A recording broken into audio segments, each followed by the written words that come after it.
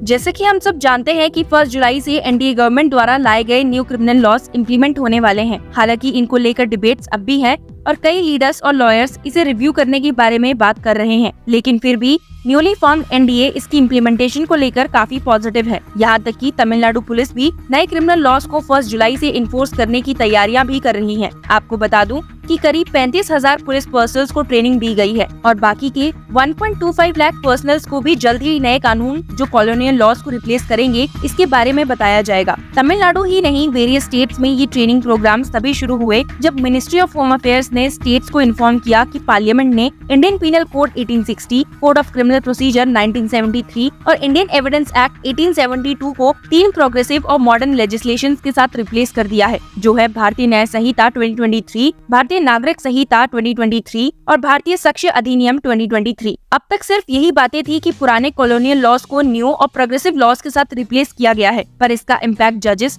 और कोर्ट्स पर कैसे पड़ेगा इसको लेकर अब चर्चा होने लग गई है, स्पेशली देश की कैपिटल दिल्ली में। क्रिटिक्स ने दिल्ली पर होने वाले न्यू क्रिमिनल लॉज के इम्पैक्ट पर बोला है कि एक जज के लिए ये नया होगा कि दिल्ली पुलिस एक आरोपी के लिए 60 दिन की कस्टडी मांग रही है, जो कि नए क्रिमिनल लॉज के तहत अलाउड है। उतना ही इंटरेस्टिंग होगा जब एक जज किसी कन्विक्ट को कम्युनिटी सर्विस की सजा देगा या फिर एक ट्रायल को बिना आरोपी की मौजूदगी के सुनेगा। क्रिटिक्स का कहना है कि नए 3 क्रिमिनल लॉज जो 1 जुलाई से लागू होने वाले हैं वो दिल्ली के कोर्ट रूम्स में काफी बदलाव लाने वाले हैं। ऐसे ही कुछ चेंजेस को मेंशन करते हुए उन्होंने कहा, जैसे कि बिना आरोपी के वीडियो कॉन्फ्रेंसिंग के जरिए ट्रायल्स, नए ऑफेंसेस जैसे बेगरी और मॉब लिंचिंग, 60 दिन तक पुलिस कस्टडी और पेटी ऑफेंसेस के लिए कम्युनिटी सर्विसेज की सजा। बहुत से वकील, पब्लिक प्रोसिक्यूटर और जुडिशियल ऑफिसर्स अपनी समर ब्रेक में भारतीय नागरिक सुरक्षा संहिता 2023 पढ़ने में बैठेंगे, जो क्रिमिनल प्रोसीजर कोड को रिप्लेस करने वाली है, भारतीय न्याय संहिता जो इंडियन पीनल कोड को रिप्लेस करने वाली है और भारतीय साक्ष्य अधिनियम जो इंडियन एविडेंस एक्ट को रिप्लेस करने वाली है। आगे उन्होंने कहा कि कोर्ट कॉम्प्लेक्सेस में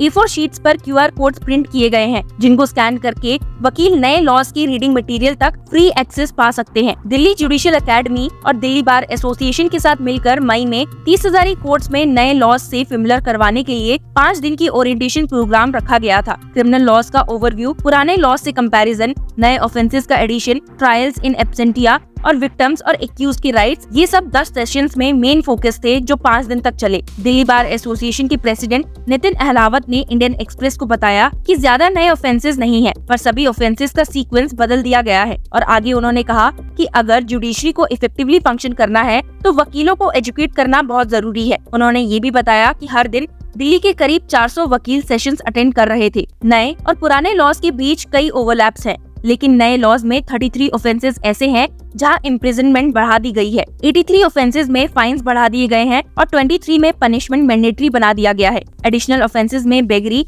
under section 143 of the BNS, mob lynching, hate crimes और sexual intercourse by deceitful means include है। इनके साथ पेटी ऑर्गेनाइज्ड क्राइम्स जैसे स्नैचिंग भी ऐड किए गए हैं। क्रिटिक्स का मानना ये भी है कि ट्रायल्स इन एब्सेंटिया के कारण चैलेंजेस आ सकते हैं, यानी बिना आरोपी के कोर्ट रूम में वीडियो कॉन्फ्रेंसिंग के जरिए ट्रायल्स। जबकि दिल्ली के कोर्ट्स डिजिटली वेल इक्विप्ड है, अक्सर जजेस काउंसिल की बातें नेटवर्क इश्यूज के कारण सुन नहीं पाते। पुराने लॉज में एविडेंस रिकॉर्डिंग VC के थ्रू अलाउड थी, पर ट्रायल इन एब्सेंटिया अलाउड नहीं थे। आपको बता दो कि जजेस के साथ जुडिशियल ऑफिसर्स को भी जस्टिस मुक्ता गुप्ता और सीनियर एडवोकेट मोहित माथुर द्वारा दिल्ली जुडिशियल एकेडमी द्वारका में ट्रेनिंग दी गई। कई पब्लिक प्रोसिक्यूटर्स ने भी ऑनलाइन इवनिंग सेशंस अटेंड किए, जो दिल्ली जुडिशियल एकेडमी ने वेबएक्स के जरिए 21 मई से 29 मई तक ऑर्गेनाइज किए थे। अब देखना है कि ट्रेनिंग लेने और न्यू लॉज को इन्फोर्स करने के बाद देश का न्यू लॉ सिस्टम कैसे फंक्शन करता है। मीनवाइल ऑफिशियल्स का कहना है कि 1 जुलाई से नए क्रिमिनल लॉज के इम्प्लीमेंटेशन के साथ यूपी सबसे ज्यादा फायदा उठाने के लिए तैयार है। चीफ मिनिस्टर योगी आदित्यनाथ को भी उम्मीद है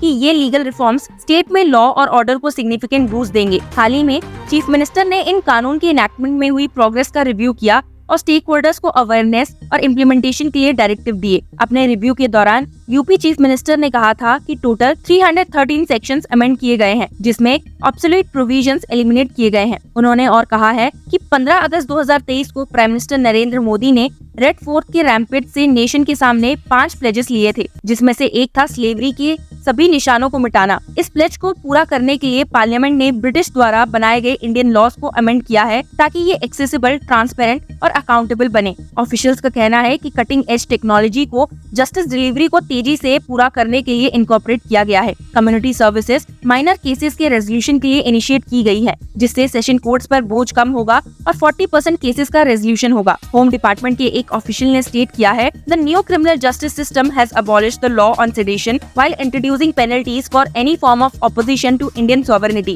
Terrorism has been clearly defined and organized crime and mob lynching have been explicitly identified. In recent years, crimes such as chain and mobile snatching have emerged as significant challenges to law enforcement. To address such incidents, new laws have been introduced. जहां एक तरफ कुछ leaders और officials ने new laws को लेकर काफी excitement दिखाई है, वहीं बीआरएस सीनियर लीडर और former MP B Vinod Kumar ने रिसेंटली इंट्रोड्यूस किए गए 3 क्रिमिनल लॉज एक्ट के इम्प्लीमेंटेशन को लेकर सीरियस ऑब्जेक्शंस एक्सप्रेस किए हैं। उन्होंने इन एक्ट्स को कॉन्स्टिट्यूशनल सेफगार्ड्स और जुडिशियल प्रेसिडेंट्स के साथ अलाइन करने के लिए अर्जेंट रिवीजन की मांग की है। अलग अलग लेटर्स में union home minister Amit Shah और union law and justice minister Arjun Ram Meghwal को एड्रेस करते हुए मिस्टर विनोद कुमार ने, जो कि एक लॉयर भी हैं, कई क्रिटिकल इश्यूज को हाईलाइट किया है। उन्होंने एक्ट की 1 जुलाई को इन्फोर्स में आने से पहले एक कॉम्प्रिहेंसिव रिव्यू और ब्रॉडर स्टेक होल्डर कंसल्टेशन की अपील की है। सिमिलरली, सिविल लिबर्टीज एक्टिविस्ट और supreme court lawyer Indira Jaising ने भी सेंटर को अर्ज किया है कि वो 1 जुलाई से 3 नए क्रिमिनल लॉज के इम्प्लीमेंटेशन से पहले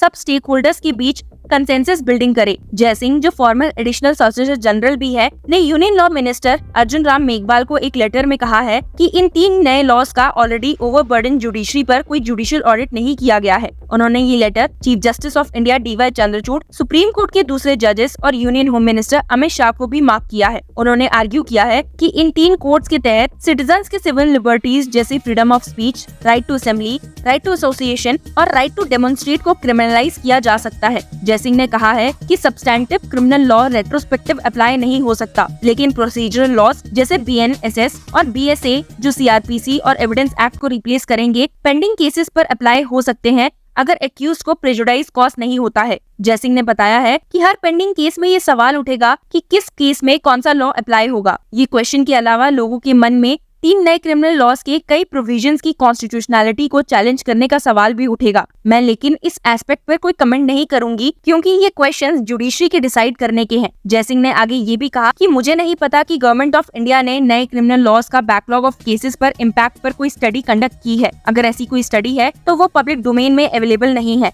ये रिक्वेस्ट किया जाता है कि ये स्टडी मुझे काइंडली प्रोवाइड की जाए। लेटर को कंक्लूड करते हुए उन्होंने लिखा है कि हम भारत के लोग आप पर विश्वास करते हैं कि आप हमारे कंसर्न्स को समझेंगे और प्रॉम्प्टली एड्रेस करेंगे ताकि ये डेमोक्रेटिक सॉइल हमारे ऊपर 1 जुलाई 2024 को ना गिरे। पर लगता है कि उनकी इस पुकार को यूनियन गवर्नमेंट और सुप्रीम कोर्ट दोनों ने ही नजरअंदाज कर दिया है और हमारा देश नए लॉज को एक्शन में लाने के लिए तैयार है। So we want to ask you कि आप इन लॉज के बारे में क्या सोचते हैं। Share with us and keep following law chakra.